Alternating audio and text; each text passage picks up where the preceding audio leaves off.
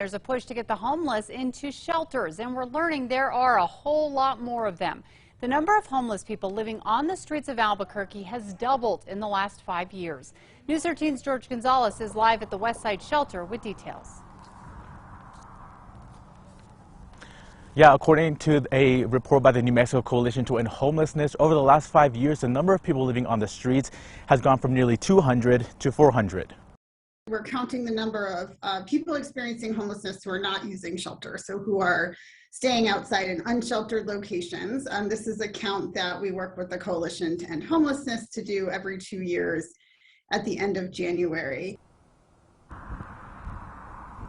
On the night of January 25th of this year, the city counted people living on the streets, in parks and alleys, or the bosque, and found there were 413 of those unsheltered individuals.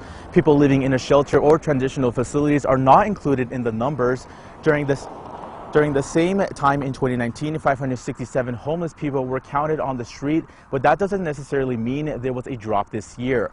We are currently dealing with the pandemic, and that had an impact on how information was gathered, making it more difficult to get an accurate count.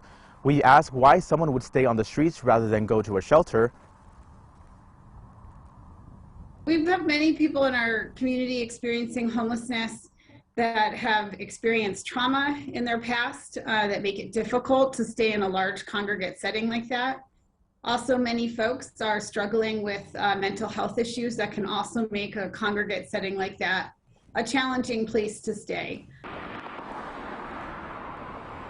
According to the report, 30% of homeless people surveyed have a serious mental illness, while 25% struggle with substance abuse. And the city wants to remind people that the shelter is open 24/7, and there are shuttle buses that can take you to and from around town. Back to you.